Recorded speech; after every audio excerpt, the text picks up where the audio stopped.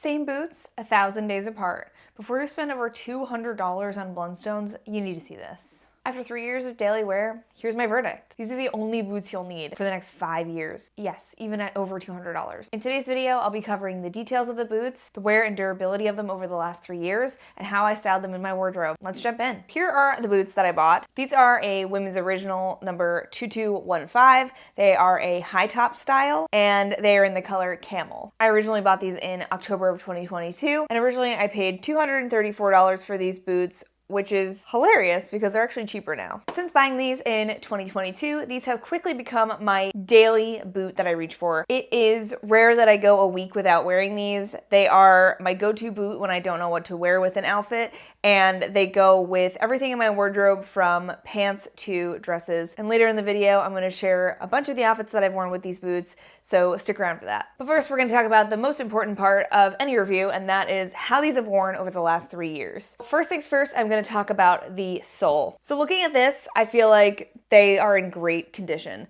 The soles definitely have some wear on them. There was a sort of texture that maybe you guys can see in some spots that's mostly gone from the whole thing, but that's worn off almost completely. But the sole itself has remained mostly intact. It still has these like deep treads, and I feel like even at the top edge right here, I feel like that's where a lot of wear shows up when I wear my shoes, but it actually doesn't look that bad on these. The top of the shoe is a stark contrast from the bottom in terms of the wear. You can definitely see the wear on these, but for my personal style, it adds to the beauty of these boots. So as they've gotten worn in and kind of discolored and scuffed up, I've just fallen in love with them more and more. The biggest sign of wear is on the front toe. You can see there's even like a little gouge. It doesn't go all the way through, but it's definitely torn through the leather itself. The front part is almost a completely different color than the main part of the boot, and it's definitely more worn at the toe here. The heel also has some wear, but it's not as bad, but you can still see it's like quite obvious. I think this color also lends itself to the wear because the worn parts don't look as different at first glance from the original color of the boot. But I think maybe darker colors might show up differently because there'll be a higher contrast between the worn parts and the original boot. There also is some wrinkling on here, so you can see there's some wrinkling in the front and in the back where my ankle moves. As these are high tops, they go higher up on my ankle, and so obviously this is where my ankle bends right here, and I think it wouldn't be as bad if you had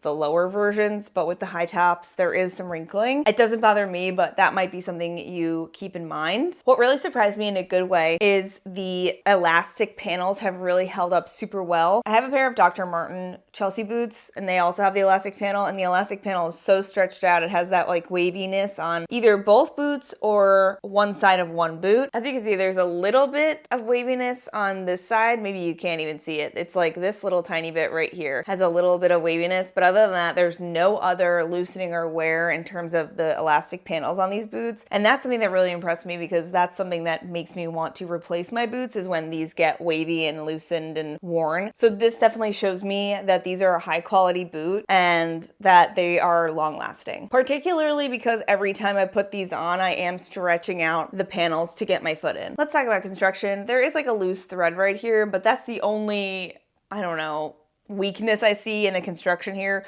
All the other stitching looks like it's stood up really well over the last 3 years. The sole is super attached to the shoe itself, so I don't feel like any holes are going to show up or that there's going to be some separation between the sole and the shoe itself. Like, it feels very well made and durable and long lasting in terms of the construction. Inside the shoe feels a bit worn. I can definitely feel like the top inside, like so this part but on the inside has a soft finish on it that is worn off towards the front where my foot would be hitting the material repeatedly. And then inside the shoe, the branding has completely worn away. That there was the word Blundstone was written on the bottom of the shoe here, and it's totally worn away on the inside. So let's talk about how these performed for my life. So these are marketed as a water resistant leather, and they have done a great job of that. The only time that I was disappointed was I wore these in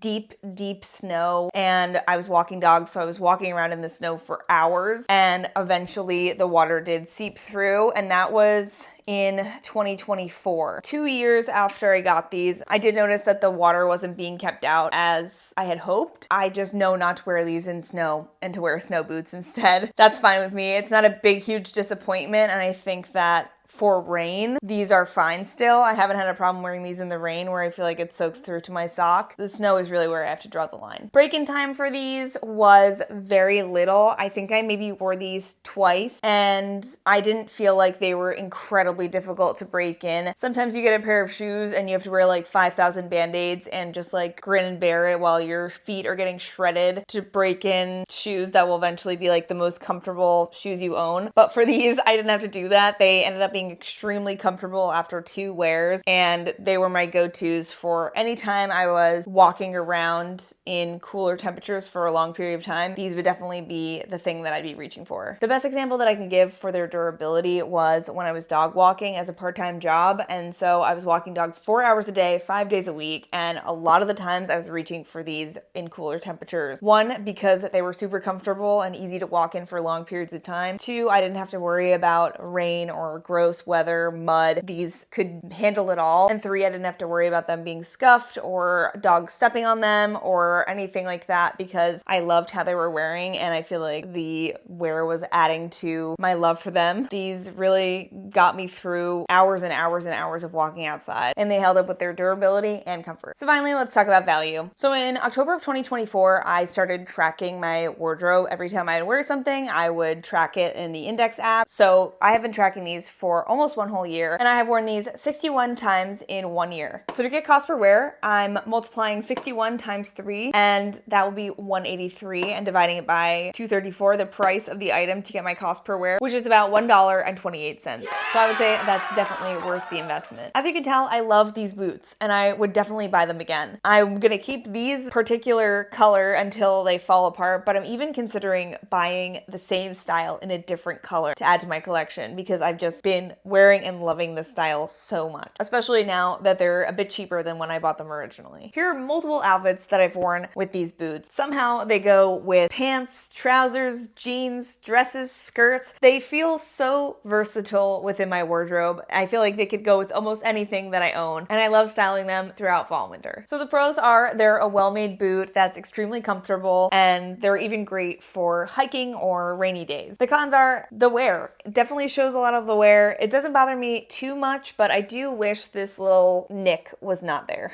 So who should buy these? People who want a durable boot that is versatile within their wardrobe and wants a go-to Chelsea boot. The person who should skip this is the person that doesn't like to see the wear of their boots. There's so much wear and wrinkling and patina on these that I feel like people who want like a pristine, very polished boot would not like these. So my final thoughts on these boots is they're actually the boots that made me really believe that quality over quantity is really important in your wardrobe. I wear these 80% of the time, and they are absolutely a favorite in my wardrobe. This has kind of set the bar for how I should feel about a favorite piece in my wardrobe. I'm actually using these as a guideline for what feels like a favorite in my wardrobe, so I can use that information to make future shopping decisions. With these, I'm using the idea of durability and loving how they wear as I wear them, and high quality materials and construction to look for future shoe purchases. Do you guys have Blundstone boots in your wardrobe, or is there a favorite boot that you want to let me know about down below? I'd love to hear what your guys' favorite boots and boot brands are. I'm thinking about reviewing the most expensive jeans I've ever bought, my Everlean Curve jeans, so let me know if that's something you guys would be interested in. If you enjoyed this video, make sure to give it a thumbs up so I know to make more videos like this. I make videos all about slow fashion, personal style, and making the most out of your wardrobe, so if you don't want to miss anything from me, make sure to subscribe. It really helps my channel. And if you enjoyed this, you might enjoy my video where I shot my closet for fall, so I'll link that here, and see you in the next one.